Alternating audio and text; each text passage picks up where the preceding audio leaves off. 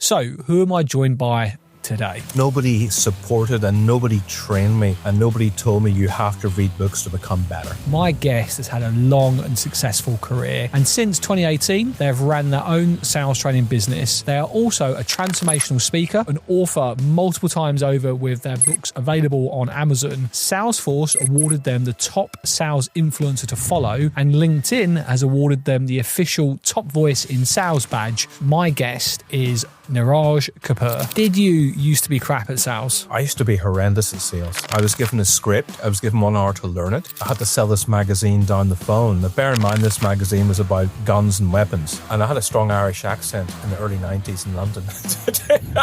It did not go down well. Then you have about 15% of people. They're the ones who hit target year after year after year. And they're the ones who invest in themselves. They're the ones who ask questions. They're the ones who will hire coaches. They're the ones who will go to sales conferences. You work very hard, you don't gossip, and you make me money. You keep doing that, you'll do well now. A great boss is somebody, when you do a good deal, gets out of their desk, comes over to you and goes, well done. What have you done to turn it around and make 2025 the best year it's been? Okay, so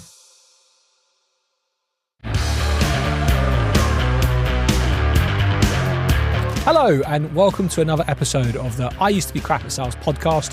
I'm your host, Mark Ackers, co-founder and head of sales here at My Sales Coach. We called the podcast that because it's true and all of our guests say the same. So who am I joined by today? Some may say those who can't teach, but that's not true here. My guest is Niraj Kapur. Niraj, welcome to the podcast. I feel like it's been a long time coming. I know we've known of each other for many years now, but delighted to have you here. How are you today? I am doing absolutely fine. I've got a new office in the city now in Belfast, and I had my first podcast yesterday. And because you have these little pods, it's so echoey. So I was in the office today and I rushed back home so I can get a decent sound to do this podcast. Thank you for making the effort. Whilst you're looking to get a decent sound on your side, irony is someone has started drilling in the floor below ours. So hopefully that won't come across too loud. But great to have you here. Let's kick off with the question we always start with, Niraj, a yes/no question. Did you used to be crap at sales? I used to be horrendous at sales. I did, because nobody supported and nobody trained me and nobody told me you have to read books to become better. And on a scale of 1 to 10, 1 being the absolute worst, 10 being elite, how would you rank yourself when you started off in sales? When I started, I'd probably say 2 or 3. I was given a script. I was given 1 hour to learn it. I had to sell this magazine down the phone. Now, bear in mind, this magazine was about guns and weapons. And I had a strong Irish accent in the early 90s in London. It did not go down well. It really didn't. And anytime somebody gave me an objection, I would just kind of stumble and not know what to say. I'd have to wave to my boss saying, help me out. And back in those days, they had those double phones where the boss could listen in and then say this, say this. But it's not how you train people. And that was my first experience in sales. It wasn't a very pleasant one. I can imagine. The reference may be lost with you being from Northern Ireland, talking about guns in the 90s on some of our listeners, but I can understand why that might have been difficult for you. Let's talk about how you ended up in sales then. So yeah, your first sales role was in 1994, according to LinkedIn. Yep. The sales executive. You were there for 10 years, launching products, winning big deals, really starting at the bottom and climbing your way to the very top, where you actually got nominated for Salesman of the Year as well. Let's get into that. But I suppose the first question is, how did you end up in sales? I ended up in sales the way so many people do end up in sales. Either not sure what you want to do in life, or you just think, you know what, I'd like to earn more money. And back in those days, for everybody listening or watching, if you want to get a job in sales, you would go to the back of the Evening Standard. I think it was a Wednesday or a Friday evening. And it would say, our top salesperson earned £2,000 this week in commission. And I'm like, oh, I like the sound of that. And that was it. Most people get into sales for the wrong reasons. And then they thankfully leave very quickly, or they stay and become mediocre, or they stay and after a while realize this is actually a fantastic profession and a fantastic way to help and serve people. But at the beginning, I did get in I had rent to pay. I had overheads. I'm obsessed with 80s rock music and early 90s rock music. And I will buy every CD, every special edition, every Japanese edition that exists, for all the rock bands that I love. So that was what my expenses and overheads were.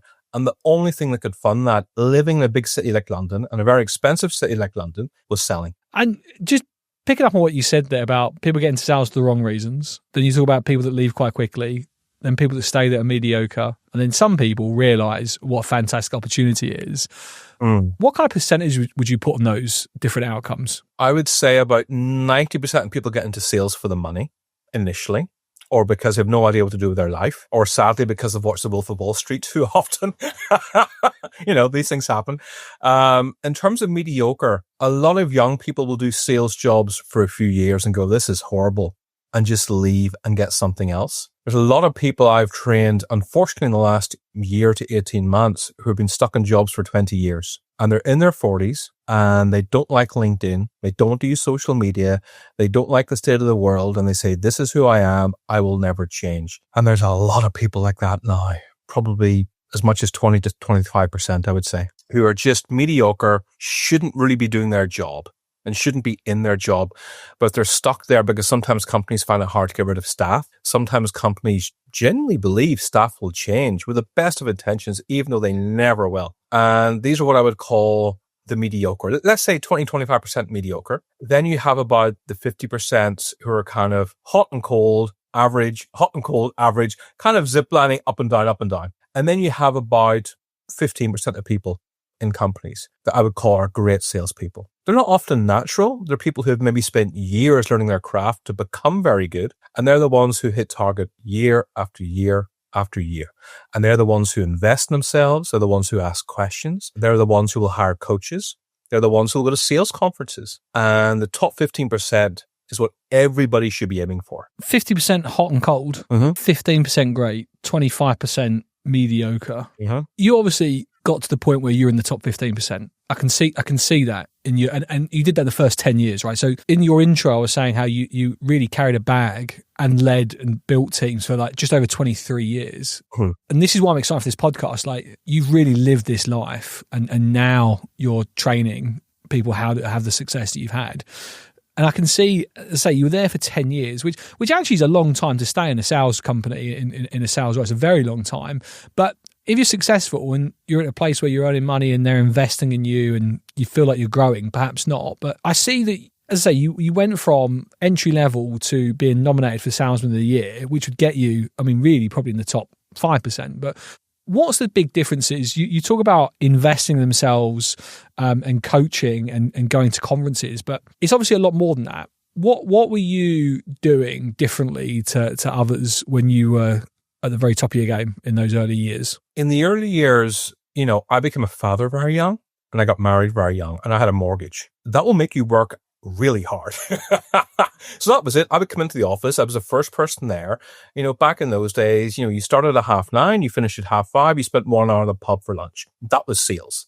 Nobody worked in the evenings. There was no mobile phones. There was no emails. You went home at 5:30. And so what I did was I'd come into the office most mornings about 8:15. So 1 hour earlier. And I would read all the competitive press. Who's advertising? They're not advertising with us. Well, they should be.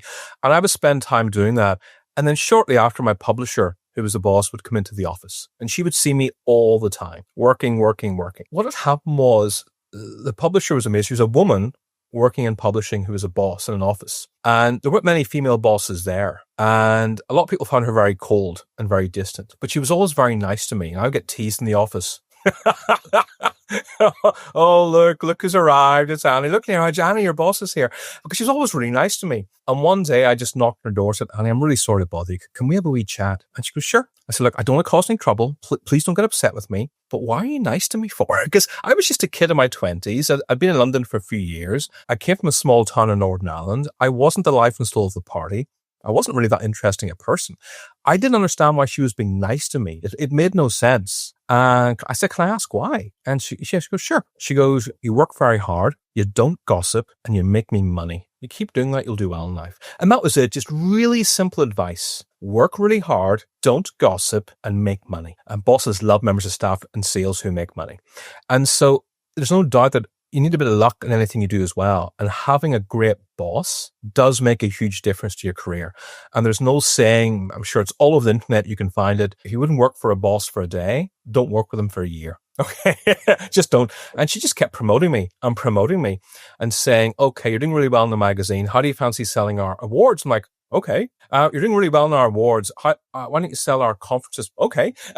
It's more money. I'll do it. Because it was exciting. It was thrilling. The boss liked me. And I kept getting paid more money, which meant I could get a mortgage in my 20s in London. It was only a little 2-bedroom house, but it gave me a life and it gave me a career and it gave me a way of supporting my family. So I get it when a boss is nice to you. That's great. What else was she doing beyond being nice to you that made her a great boss? Like you talk about great bosses make all the difference.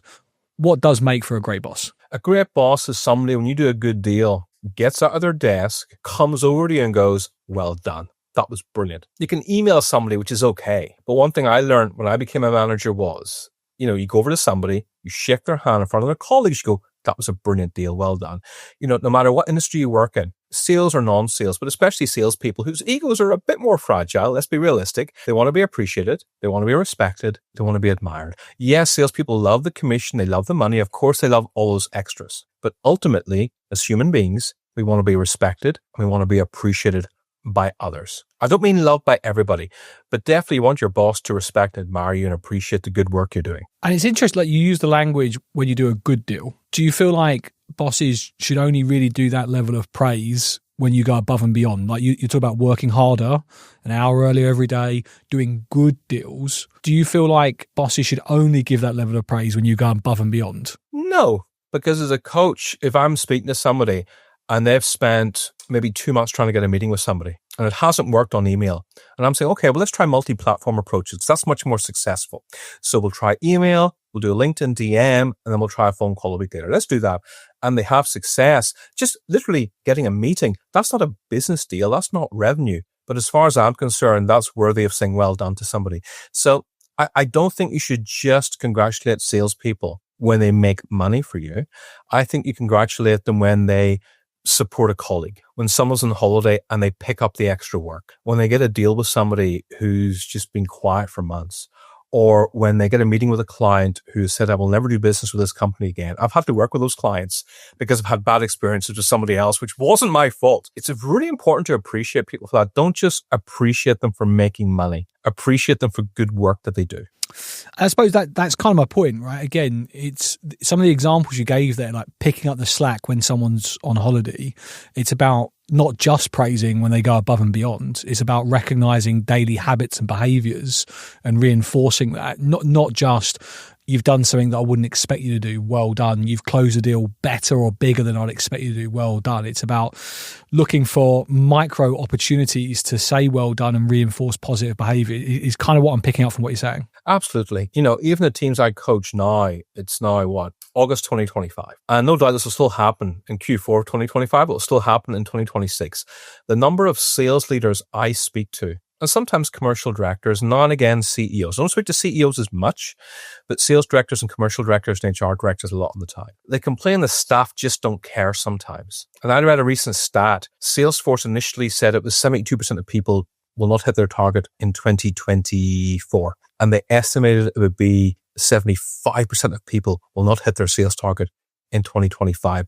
That number is actually now closer to 80%, which is shockingly high. So there's clearly a disconnect going on here. Now, there's a whole lot of variable factors, of course. There's things like, sales leaders making targets very high, quality of leads not very good, the company's not investing enough in you. There's all kinds of variables, of course, you have to take into consideration. But the fact that 80% of people are not hitting their target is a major problem in sales. It really and truly is. And I truly believe, just from the observations I see all the time, learning to appreciate people on a deeper level, learning to invest in people on a deeper level, and teaching people to really look after their colleagues and to pick up the slack. It's often the small things in business that make a big difference. You and I both know everybody is desperate for giant golden nuggets, right? They're desperate for, if you invest 50,000 in this technology, we'll be saved. Invest 30,000 in LinkedIn Sales Navigator. Come on, if you do that, we'll hit our targets. No, sometimes it's just the small things, which often don't cost money, which really do have the biggest impact in sales. And a lot of people just don't see this. I see it all the time because I'm with teams, I'm in offices all the time, but quite often it's the simple things that make a big difference, not the big expensive investments. It's interesting because you talk about the percentage of people not hitting target, and that aligns quite nicely, not perfectly, but quite nicely to your observation of, 15% being the great salespeople that hit their target, 50% being hot and cold, and 25% being mediocre. It aligns quite nicely to what Salesforce are predicting or predicted for last year and for this year. Are you saying that when a sales team doesn't hit target or a sales team isn't performing, it's often down to the sales leader because they're not doing the right things on a daily basis to get that from the team? Or picking up what you spoke about earlier, is it the individual? Because what you really summarized with the top performers is they invest themselves, they hire a coach, they go to conferences, which actually is more habits for the salesperson. So where's it going wrong? Is it the sales leader or is it the sales people? Oh, it's both. You both have to. Anytime a team comes to me and they're struggling, they're never struggling because everybody is self-aware. They're never struggling because a sales leader invests heavily in them with regular coaching. It's not.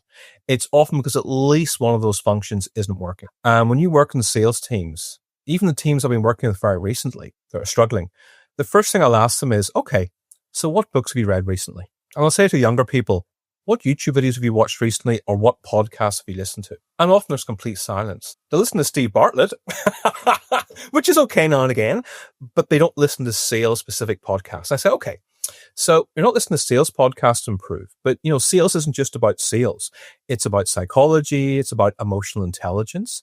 It's about understanding copywriting when it comes to email and LinkedIn DMs. And it's also understanding LinkedIn and how to leverage it. What have you done to learn about these things? Complete silence. The amount of lack of self-awareness that occurs in sales. In 2025 and beyond, we have the most amazing technology available in so many areas.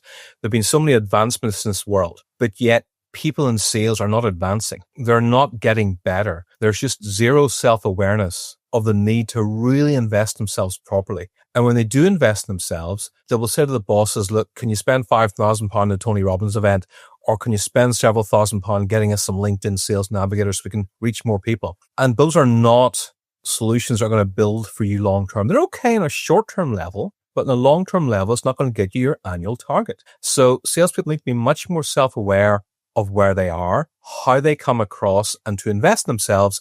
And sales leaders have to stop being so critical of their staff and spend more time investing in them. And bear in mind, most sales leaders aren't very good coaches or managers. They're not. They often became a sales leader because they were very good at sales and they wanted to pay a rise, and the boss said, okay, I'll make you a sales manager or a sales director. But that doesn't justify you to coach other people. A lot of sales leaders coach badly and say, look, just follow me.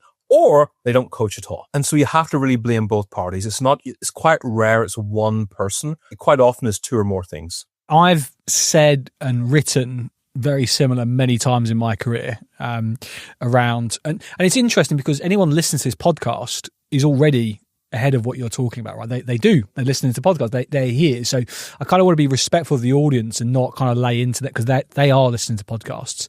I suppose it's what else can they be doing to invest in their own development? Yeah, like a very small percentage of salespeople pay for their own sales coaching, for example. Why do you think that is? A lot of salespeople I speak to will say, well, I'll work with you, Niraj, if the boss says yes. I'm like, well, if the boss says no, what are you going to do? You're not hitting your target. Why don't you invest in it yourself? And they'll start making excuses. Oh, let me think about it, or I'll speak to my partner about it. I'm like, come on, do you want a sales career or not? It's just what I hear are excuses all the time. And so when salespeople work with me, it always tends to come through the boss. But anytime a salesperson had the initiative to invest in me themselves, they've gone on to have much more success because they've taken the initiative to spend their own money.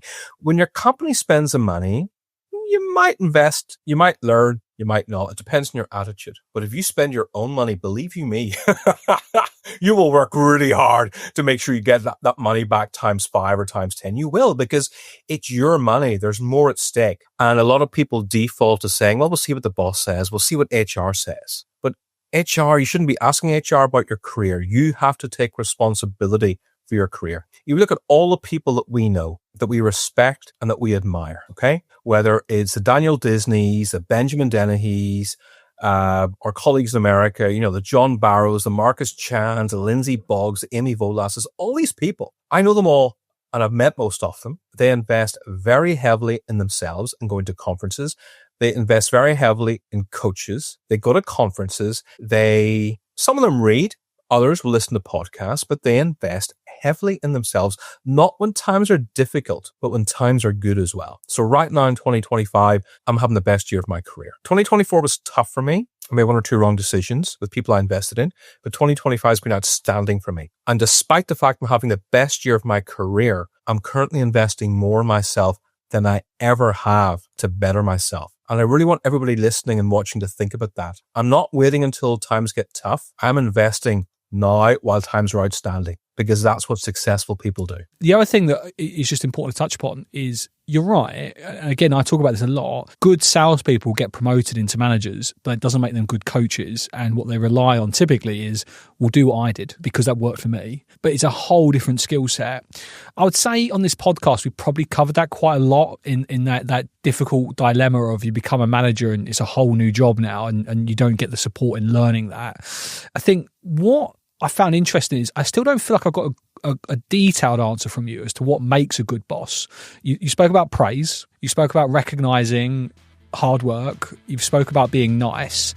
But if you were building like the perfect boss to lead a sales team, what other attributes are in there? Hey, sales leaders, do you want a cost-effective way to develop your team's skills and help them smash their quotas? My sales coach offers team memberships for just £20 per month per individual plus VAT. This will give your reps access to small group tactical coaching sessions, daily power hours, and exclusive events, all led by world-class sales coaches. With over 25 group sessions to choose from monthly, there's something for every role. We have sessions for SDRs all the way up to CROs. Empower your team to perform to their best. Visit mysalescoach.com to get started. The link is in the description. Oh, very simple. And I learned this only when I became a boss, unfortunately. I looked at other bosses in the company who were way more experienced than me. Way more experienced, way better, way more successful. At the time, luckily, I was working at Informa. And I got a coach at Informa. I thought, you know what? I really should be investing in myself. So I got a coach to stay ahead. And my coach said to me, you need to spend every Monday morning with every member of your team doing one-to-one coaching. I said, are you crazy? That will take up my entire Monday. He goes, Niraj, you want our team to succeed, this is what you have to do. I'm like, oh, for God's sake, it's going to take up I'm going to lose prospecting time. I'm going to lose everything if I do this. And I did it begrudgingly. And after a month, I started to see the team move the needle a bit. Because when you sit down, you spend 30 minutes with a member of staff on a Monday morning. And the first few minutes you're asking about, how are you? And you just listen, you let them talk. And then you say, okay, what was the highlight of your week last week? Okay, brilliant. What did you learn? Okay. And where are you in your pipeline this week? And what do you think you're going to close? And what do you think you're in danger of losing? And how to be protected? And you ask just 5 or 6 really important questions in a one-to-one. You will learn so much about you will learn so much about your team, and your team will improve very quickly. Or, unfortunately, you realize, yeah, this person's not working out here.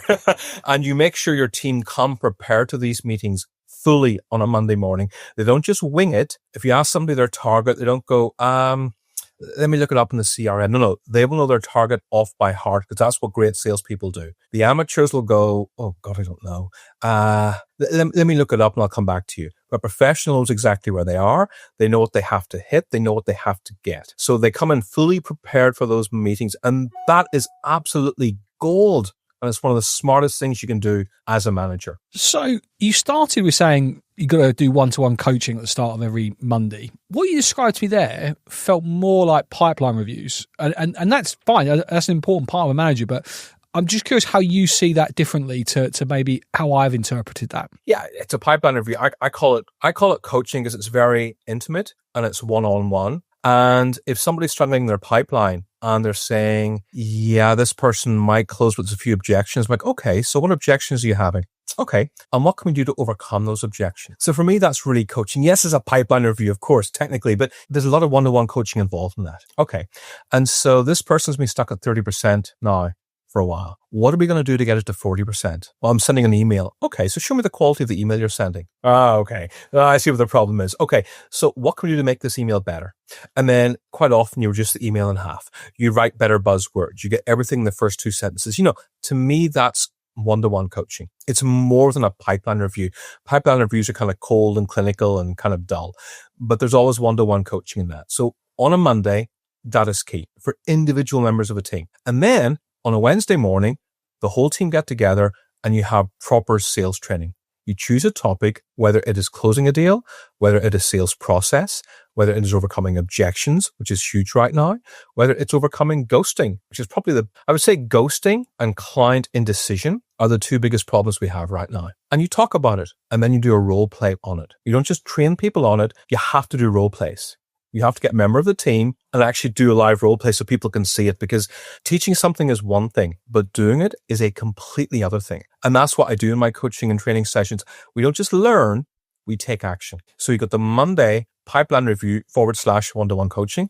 And then on Wednesday, you have the team training as well. So I'm pleased I pushed, because the way in which you described your pipeline reviews / coaching, the key for me was you were not giving the answers. You were asking the questions and getting them to think and present back to you. Don't give answers to people ever. They don't learn that way. You have to ask questions, and as much as possible, get them to, I mean, this is coaching, of course, but, and get them to give the answers as much as possible. If they're stuck, by all means, help them, but you want the answers to come from them, because what I found is if the answers come from the other person, they're much more likely to take action. But if you tell somebody what to do, it's going to be a bigger struggle.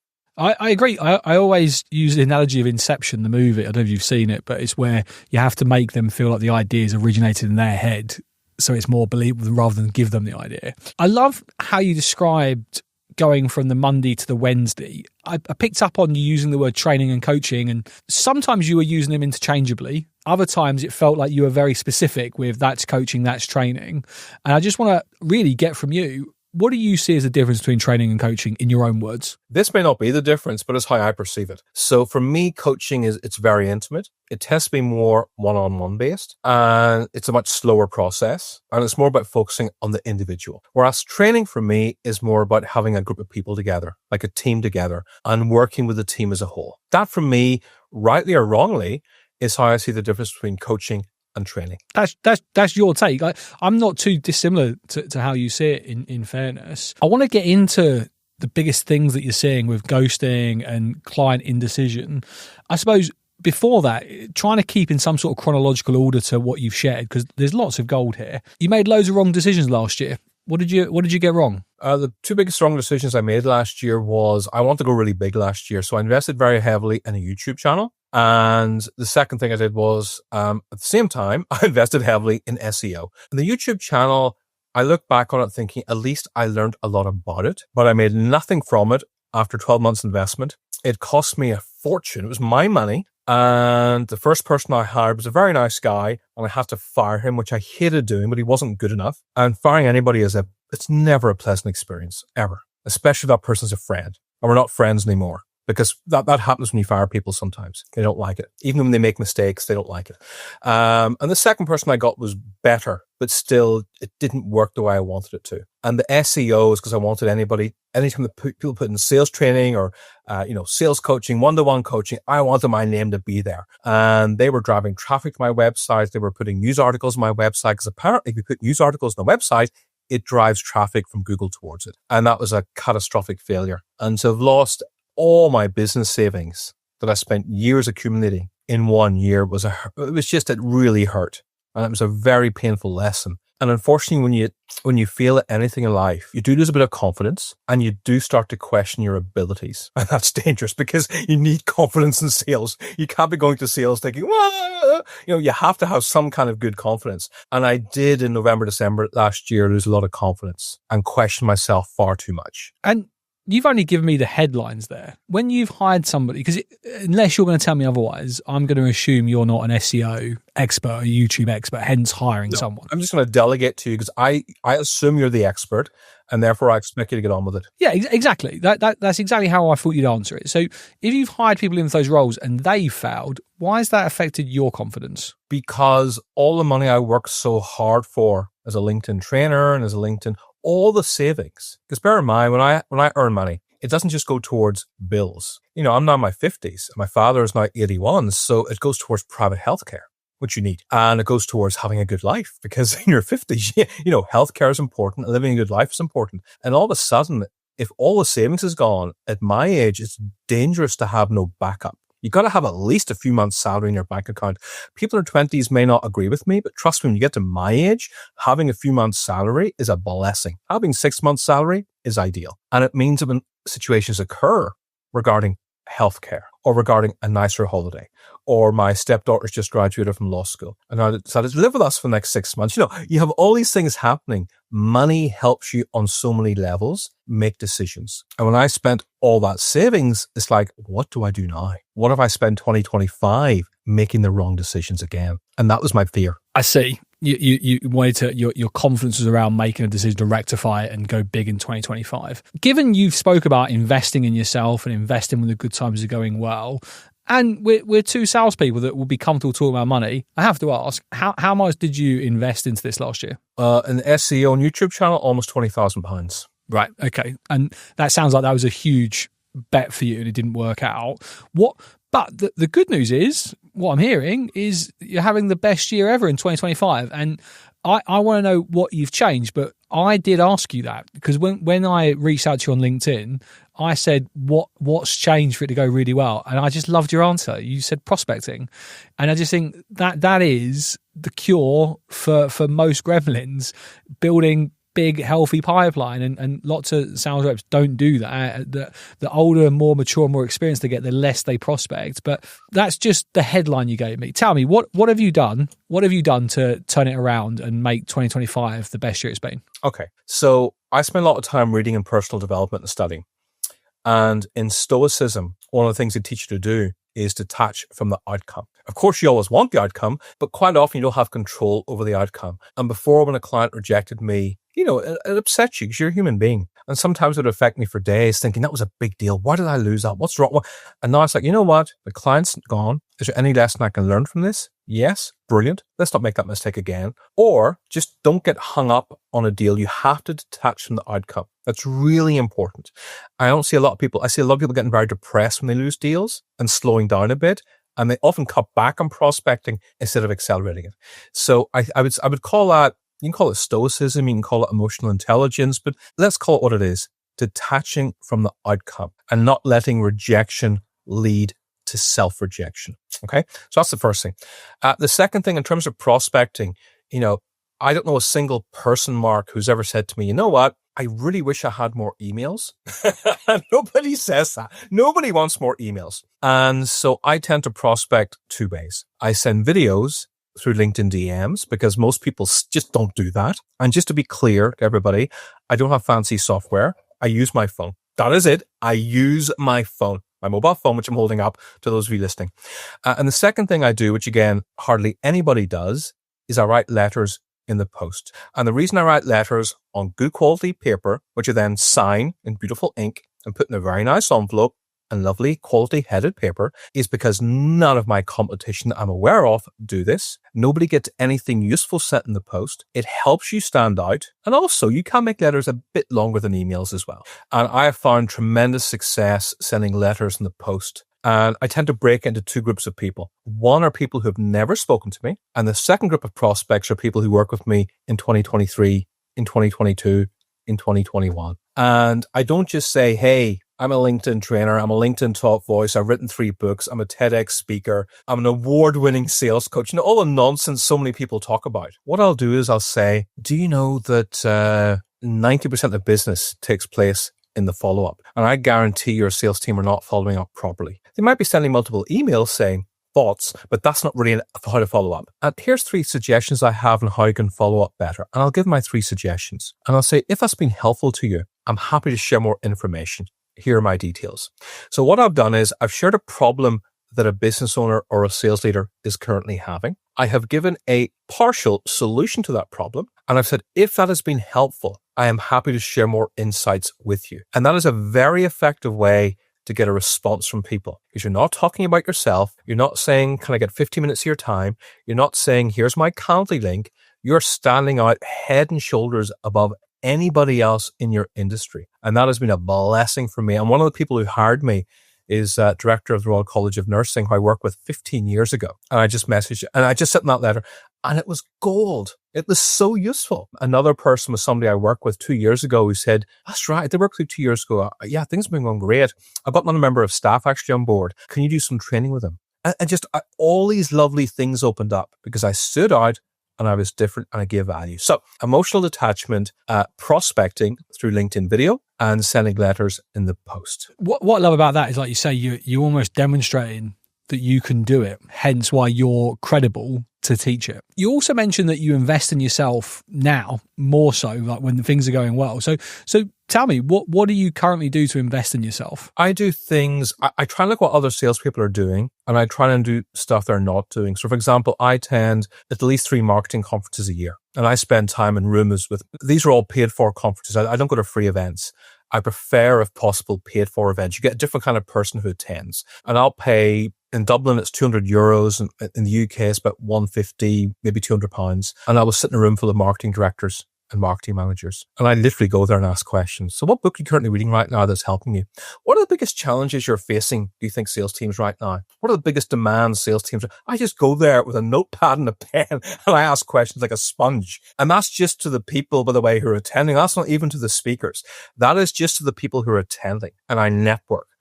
And I always share a lot of LinkedIn insight with people, because with the greatest respect to marketing people, majority of them haven't a clue how to use LinkedIn. They really don't. So I will share a lot of insight with them onto how to use LinkedIn. So they see me as a person of value. And because I'm asking questions, when you ask good questions to people, they kind of see as a person who's a bit intelligent as well. And I come armed with lots of information when I go there. So I attend marketing conferences, which is vital. But also, I polish up on my skills, what I call my non-sales skills, which are very important. So I mentioned stoicism. I mentioned copywriting. I read a lot of books on copywriting. And also I'm doing a 6-month business course right now on scaling my business. And that is teaching me so much about growth, about pricing, about lead magnets. And I'm just getting better and better and better. I'm going to launch something very big very soon, which I can't talk about, but I'm getting better and better. So it's business skills. With those business skills comes a coaching program. It's attending marketing conferences, and it's continuing to be in a position where after 31 years in sales, I'm still humble enough to say, you know what? I don't know it all, and I'm still here to learn every day. I love that. So again, real examples of putting yourself out there, traveling to events, paying for your ticket, investing in coaching programs, looking to grow and develop. Even 31 years later, still having the mindset of growth. I notice you ask a lot of people, what book are you reading at the minute? Can't I ask you? What book are you reading at the minute? You certainly can. I actually have that here. There you go.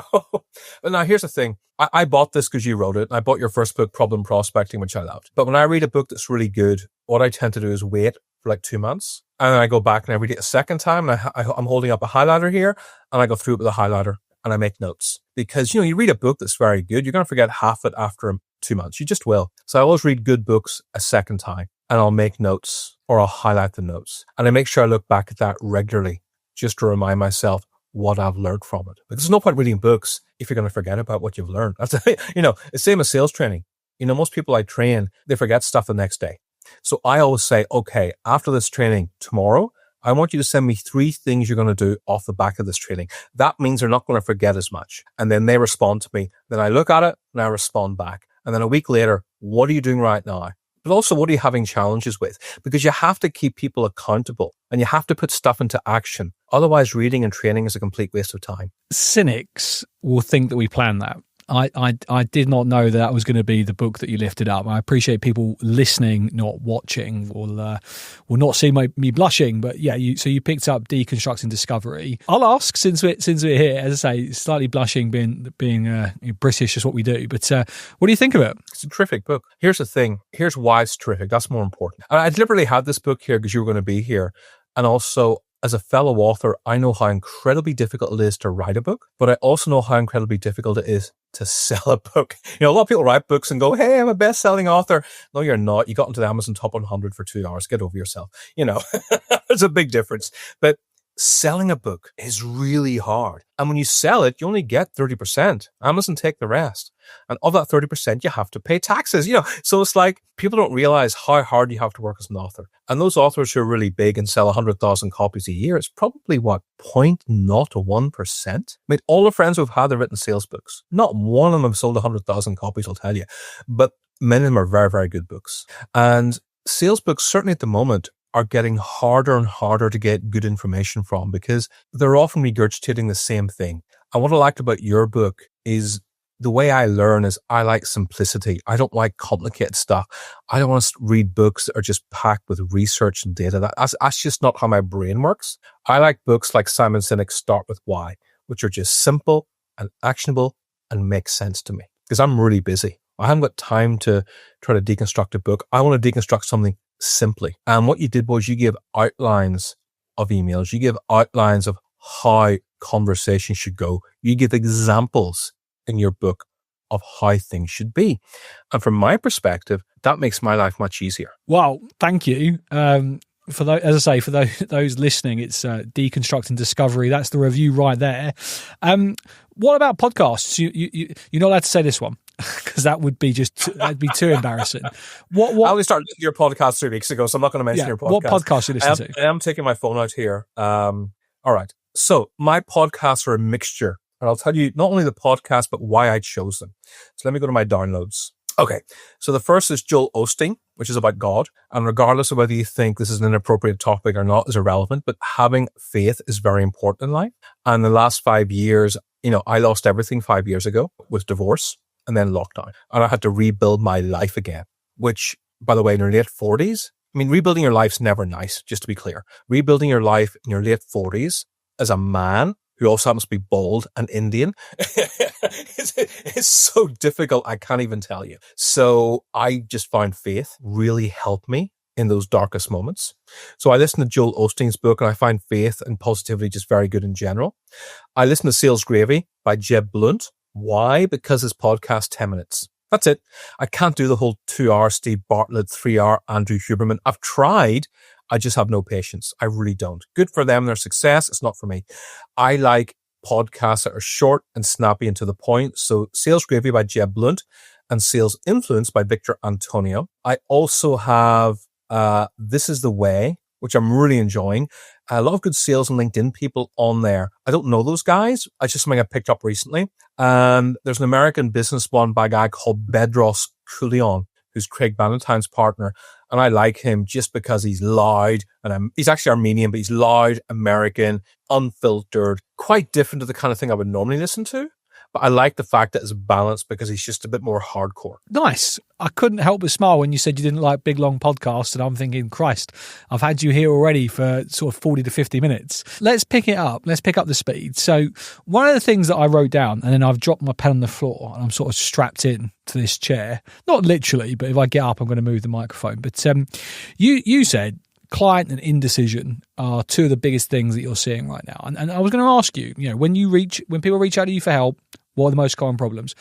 Here's the thing. Let's take them separately. Ghosting and client indecision. They're headlines. What's the root cause of those problems? And take them one at a time. Okay. So when a client ghosts you, they're ghosting you for a variety of reasons. Sometimes you just haven't built the trust with them or given them enough value. And sometimes they just have more important stuff going on than you. That's it. And I haven't actually done a percentage breakdown, but it's probably close to 50-50, I would imagine. They simply have more important things. Buying from a salesperson is not top of their priority list. If you're running a business or if you're a sales leader, you have so many things going on. You got to deal with staff. You got to deal with targets. You got to liaise with marketing. You got to probably hit your own target if you're a selling manager, which I was for many years. You have so many things to think about: recruitment, getting rid of a member of staff, maybe. The last thing in your mind is, this person's selling to me. So please bear that in mind. A lot of the time, the other person is simply busy. But the rest of the time, you simply haven't given enough value or built enough trust with that person for them to want to go forward and do business with you. Let's talk about building trust. Again, that's a headline. If a sales rep struggles to build trust, that's a headline. There's lots of reasons you might not be able to do that. Like off the top of my head, right? You might not have the desire or motivation to really be in sales. Maybe you haven't got the will to sell. From a DNA point of view, perhaps you've got a high need for approval and you struggle to ask the right questions. And like you said earlier, right? Asking great questions can build credibility and build trust and build interest. Perhaps you don't handle rejection very well. It might be you've got supportive buy cycles where you accept people buying from you how you might buy yourself, or limiting beliefs. Tactically, it could be you don't qualify, you don't reach actual decision makers, you don't uncover compelling reasons, perhaps you don't ask the right questions or enough questions. There's lots of things that link to trust, but What do you think it is? If someone's listening to this and they're thinking, do you know what? I think people might like me, but they don't trust me as much as they should. And credibility is important. What can they work on to get better at that? Looking to unlock your team's full potential? At My Sales Coach, we pair individuals and teams with expert coaches for personalized one-to-one and group coaching sessions. Our platform makes booking seamless, it tracks progress, and delivers real results. Studies show expert coaching increases win rates by 30% and revenue by 7%. Whether you're an individual or a team leader, we provide coaching that sticks and delivers. Visit mysalescoach.com, use the link in the bio, and start achieving your goals today. I would always recommend people to tap into the language of the person you're speaking to. So for the first time in 2025, I'm coaching not one, but two CEOs. Now, these CEOs are way more successful than me, probably earning at least 10 to 20 times what I earn. Okay. I can't really teach them anything, but they trust me. They hired me because they trust me. They've hired big consulting companies before who just took as much money as they could, and they hired me because they trusted me. Now, how did I earn that trust? Well, when I spoke to them, I was recommended to them, which always helps, of course, but that only moves you forward slightly. What I then did, I didn't just say, hi, I've been recommended to you by such and such. I've written 3 books. I've been in sales for 30 years. I'm a TEDx speaker. I'm a LinkedIn top voice, officially a LinkedIn. No, they don't care. What I would say is, as a CEO, here's what I imagine you're going through on a daily basis. You're dealing with market share, dealing with legacy, dealing with revenue, growth, threats, everywhere. So immediately in the first 2 to 3 lines, I let them know I understand their world. I also know how you probably have very little time available for coaching. So rather than doing 60-minute sessions, a lot of CEOs I've spoken to before prefer 20 minutes or 30 minutes a week instead of 1 hour. That is how I build trust, because I let them know I understand their world and I tap into their world. When you speak to a sales leader, for example, you don't talk about legacy. You just don't. Or revenue, or market share. What you do talk about is ROI, targets, making the staff better. That's the language I use with a sales leader or a sales director. But with a CEO, it's always revenue. It's market share. It's legacy.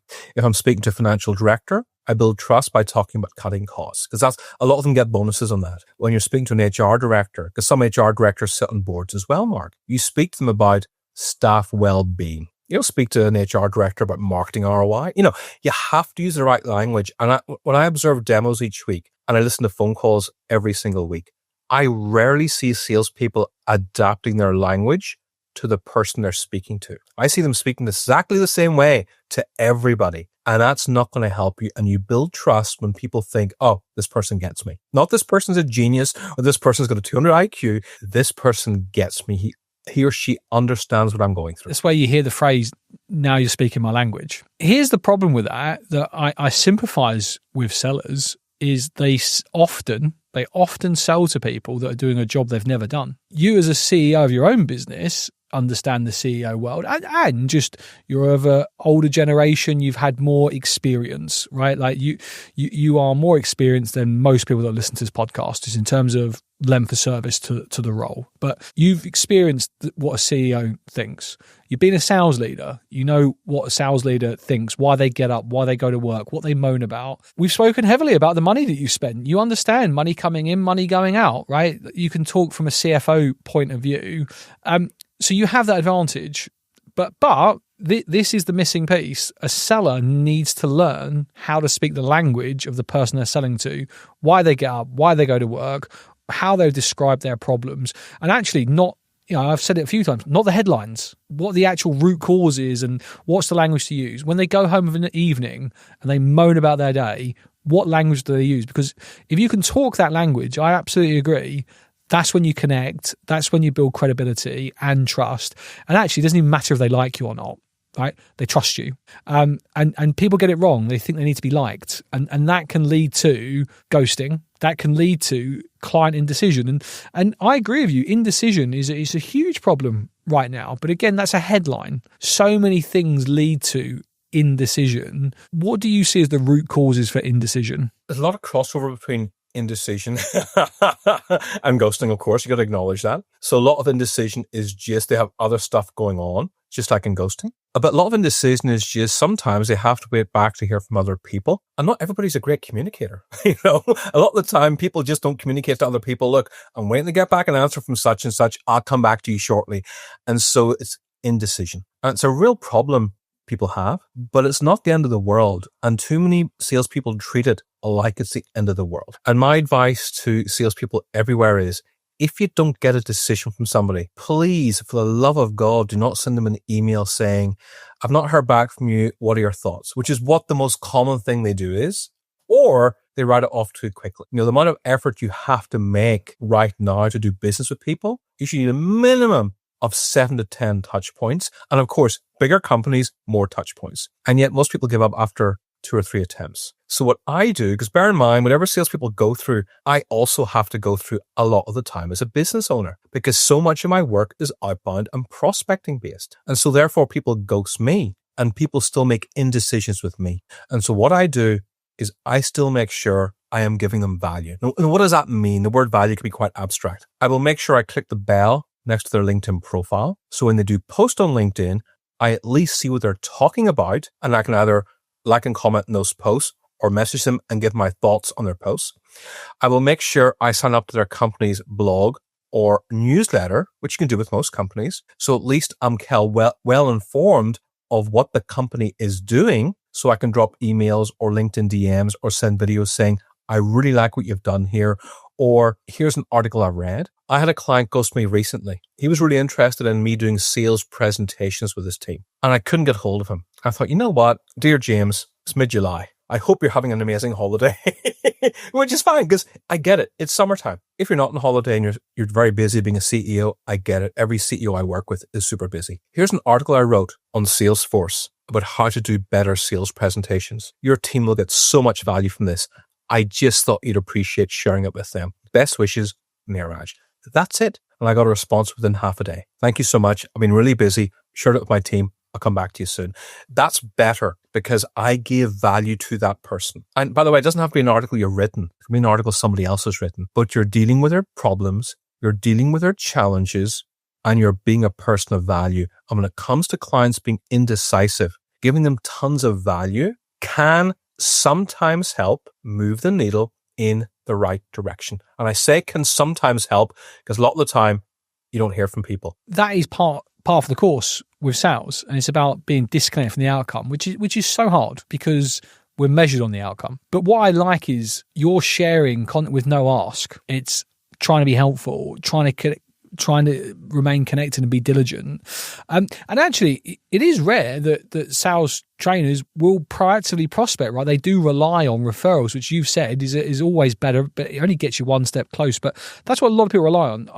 It's rare, and I spoke to a lot of sales trainers. When I was working at Refract, I was responsible for selling to sales trainers. That's actually how you and I met. I don't know how much you remember, but I think it was around 2020. We had a discovery call where I was trying to run a discovery call with you for Refract and your sales training business. But yeah, it's I've sort of lost my train of thought slightly. But it was really good. You got my attention when you called me. So it's interesting you remember that. What do you remember from that 5 years ago? I remember it. Most cold calls I get are so bad. Right. When I get good ones, I do remember them because I get 1 or 2 good cold calls a year. Now, obviously, since I bought your book since then, and I know of my sales coach, I'm a bit more aware of who you are. But you knew who I was, you'd researched my business, and you said something which isn't as original now, but it was very original 5 years ago. Can I have 35 seconds of your time? Like, whoa, 35 seconds. What's going on here? Because nobody ever said that to me. I'm like, okay, it'd be 35 seconds. And then I think you talked for a minute. I stopped you saying, hey, you said 35 seconds, which was a dick move. I know, but you said 35 seconds. But I respected you for calling me. It takes courage to pick up the phone. You'd done your research on me and you used an opener that I hadn't heard before. Even if I get a cold call, I've only had, I think, 2 cold calls this year that were good. One person said to me, hi, this is a cold call. Do you want to hang up? And I know it's an oldie, but it made me laugh. You know what? You made a cold call. I'll give you 60 seconds. I always give them 60 seconds because I know how hard it is. But I get 1 or 2 cold calls a month. That's it. It's not like my phone number. My phone number's been public for years. I recently hid it just so people can stop calling me. But it's been public for years, but still people insist on bombarding me by email, copy and paste emails, AI emails, which are terrible, or sending me terrible LinkedIn DMs, which all look and sound copy and paste. And if I read something and it stinks of copy and paste, I will delete it, or I'll archive it on LinkedIn or on email. I will delete it immediately. And that's why people think I'm hard to get hold of. I just ignore most stuff because I don't appreciate copy and paste. You want me to do business with you? You make it personal. And if I sense it's a mass email, you've lost already. I don't disagree. I think, again, people listening to this podcast will be of this mindset anyway, because they're listening, right? They're an hour into this podcast, but nothing you've said there is groundbreaking. It actually is just the basics that people don't do. But it's not. That's right. I said at the beginning. Exactly what I said at the beginning. So much of sales is the basic stuff. It's about standing out, and it's easy to stand out in a sea of shit. It's easy. It is about going just that little bit further. Right, like that, just putting an extra step in, do something that's a little bit harder, that takes a little bit more time, a little bit more effort, and you will stand out. You know, people talk about cold calling's dead or emailing's dead. Actually, it's only dead if you shit at it. If you just put a little bit more effort in, email works, cold calling works, voice notes work. That it all works, and that's what I like about you. As I say, you're still practicing what you preach. You're not just relying on referrals, and you've got your own cadence for winning your own business. And you've had a difficult year last year, a difficult year 5 years ago when we first met, and you've kept going. And what you're doing now is leading the way for many others by training and coaching and developing them. And I love that about you, Niraj. You're a very positive person that brings a lot of good to the world of sales. And there's a reason, Salesforce have voted you the top sales influencer to follow for 5 years in a row, why LinkedIn's given you the top voice for people to connect with. You do a lot of good. And, again, when you say, what's your favorite book? I've called you up. You produce a book straight away. What podcast you listen to? You produce a podcast straight away. You really practice what you preach, and it bring real profession to it. And I think if you agree with this, I'm sure you will. But that's the mindset thing that we haven't spoke about. The difference for me in that 15% are people that realize that this is a skill. People that have realized that sales isn't just something you do because you want to make a quick buck. It's actually a profession. It's a discipline. And if you learn it and dedicate yourself and go above and beyond to read, listen, watch, master your craft, seek coaching, you can get better at it. And listen to podcasts. This might be someone's first step for someone listening to this, but I think this has been a great conversation. I honestly have about 7 pages of questions that I wanted to ask you, and I think I've asked like 5. We've just had a great conversation. I've really enjoyed it. This tells me that we should continue speaking, and perhaps there's a sequel episode out there, but I'm conscious of your time as well and where we're up to. So I think let's wrap it there, Niraj. You've written 3 books. I know of all 3. I've researched them. I had questions on them, but I won't get around to it. But tell everybody a little bit more about just who you are, connecting with you on LinkedIn, and the books that you've written. Sure. Everybody Works in Sales after 7 years is still a book everybody buys because it's only 160 pages. It's easy to read. And it's storytelling. And by the way, just a quick bonus point there. Not people sell stories. Not people still use stories in selling. And when you tell stories and presentations, they are gold. So please bear that in mind. So yeah, Everybody Works in Sales is a story of my sales career. The second book was The Easy Guide to Sales for Business Owners, because so many of my clients at that time were business owners. And the third book was Business Growth, Lessons Learned from Dating, Divorce, and Falling in Love, because I went viral and I became big on LinkedIn by talking about my personal life and my dating life and relating it to sales. And I thought, well, I became huge on LinkedIn this way. I picked up like 20,000 followers. I went viral several times. If I do this in a book, the book will become huge. No, it didn't. But you know what? I spent 2 years of my life in that bugger, and it was one of the best experiences of my life. And I actually hired a team of people, and it was a wonderful experience.